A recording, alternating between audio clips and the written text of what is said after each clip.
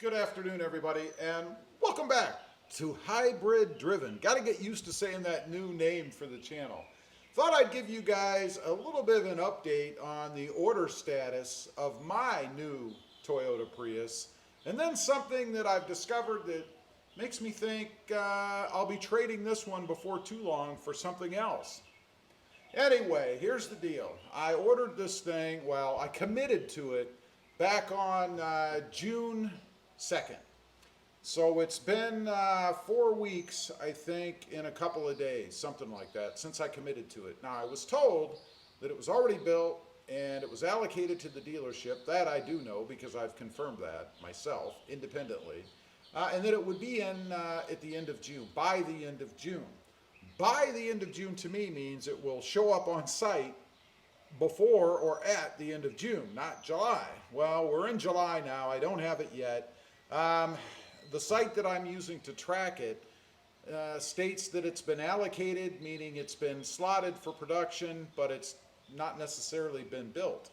I don't know if that's true or not. You know, this information's only as good as the humans that update it, right? So we don't know. I think one of these days I'm going to log in and it's going to tell me it's in transit or it's been delivered. Who knows? So I'm still waiting. And I have to tell you, I am jonesing to drive the Honda Civic. I love that car. It's a manual transmission. I like rolling through the gears, but I'm not. I am staying away from driving it just to protect it, really, and keep the miles off. You know, nothing would be worse than to have a vehicle committed. In other words, that I'm going to trade it, take it out and drive it, and some Nimrod runs into me or something, or maybe I run into something. Who knows? So anyway, that's the update. Now, I mentioned that maybe I'm not going to have this Toyota Prius too long. A little caveat to that. I will have a Prius for maybe the next couple years or so, but I've been doing more research. You know, I think as everybody does, when you have a new vehicle coming, especially in today's technology age, there's a million videos out there and things you can watch. And I've been doing just that, watching every video I can find to learn about the car, how to drive it, well, not how to drive it, how it drives, and all the options and technology and all that kind of stuff, right?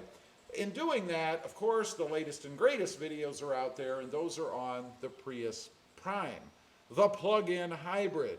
And I was, in my own mind, against the plug-in hybrid because for some reason I thought that it was a fully electric vehicle, even though it's called a hybrid, right? I had it all wrong.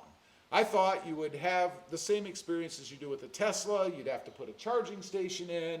And then even after I discovered that it does have gas power to it, for some reason I still thought you'd have to put one of those higher powered charging stations in for it. Now, you can do that, but you don't have to do that. You can plug it into a normal household outlet. It's going to take longer to charge, maybe about 6 or 7 hours longer to charge.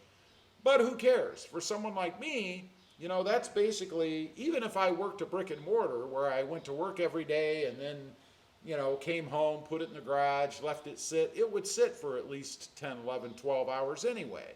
So that really wouldn't be a big issue.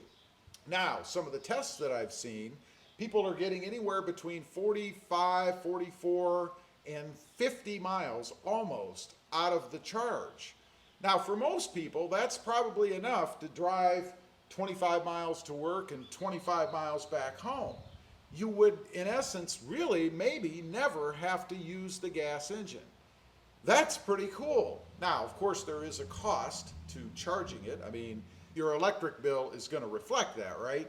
But nonetheless, it's cheaper than going to the gas station. I think that would be pretty cool. Now, the mistake that I made, again, was assuming, never assume, that it was a strictly, totally electric vehicle and you'd have to charge it every time. If it runs out of charge, it, what seems to me to be seamlessly, flips over to the gas-powered engine and you're good to go. No problem. I think that would be ideal. You know, in the current time that we live in, with the infrastructure that we have, and just our own impatience, you know, having to pull off with an electric vehicle like the Tesla, sit and wait, I've heard anywhere from 15 to 15 minutes to as long as 60 minutes or a little more to get a full charge, depending on what sort of station you're at charging it. You know, whether it's one of those high-powered things or just the normal ones. I don't want to do that. If I'm on a trip somewhere, or even if I'm running errands around town, I don't want to have to sit somewhere for 15 minutes or 30 minutes or an hour. I'm impatient, admittedly. But I don't want to do that. I don't want to have to sit and wait for it to charge. So that was the big turnoff when I was mistaken about the Prime. So I think what my plan is going to be going forward, let's jump in with the smaller version, smaller capacity version. It's only 4 to 6 miles, something like that. Maybe I'll get 10 out of it. We're going to find out. But the Prius, this will be the XLE, I think it's called, a couple notches below the biggest one or the most expensive one you can get.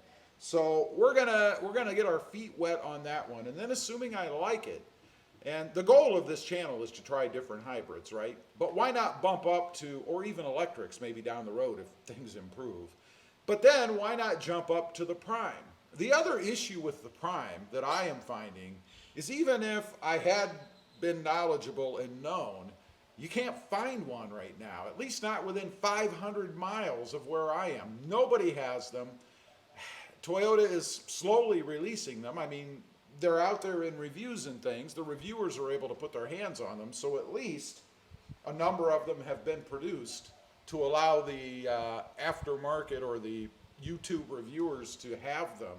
But nonetheless, it doesn't seem to me like they're very available for the general public. So if I wanted to go out and buy one, I wouldn't be able to.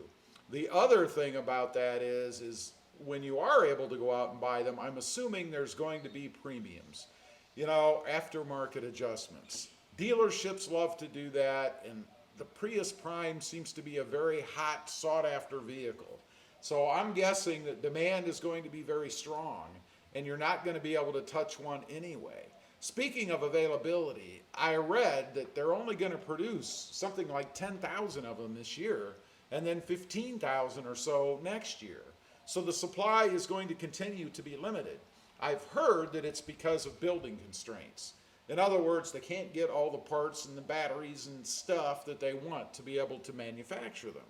That's going to make it even more difficult going forward. I'm hoping that by the time I'm ready to jump to one, that everything is going to be sort of smoothed out a bit, and they're going to be able to produce them in bigger numbers so that I won't have the issue of aftermarket price adjustments. Really, they should just be called extra profit creators for the dealerships, because that's what they are. I mean, you've got a car that you're trying to sell normally for X, and now you can add 5,000 or 10,000 to it. It didn't cost you any more money to get that car, you're just grabbing more money for it. Now, I'm all for free market, that's cool, but I don't want to pay it. Anyway, that's what's going on with the Toyota Prius that I currently have on order, the order status. I have it reserved, I've put a deposit down, I'm just waiting for it to be built. Leave a comment, let me know. Are you waiting for this new Prius or maybe any other vehicle that's in short supply and you really have no idea when it's coming? I'd be curious to know. Thanks for watching. Stay safe out there. Bye.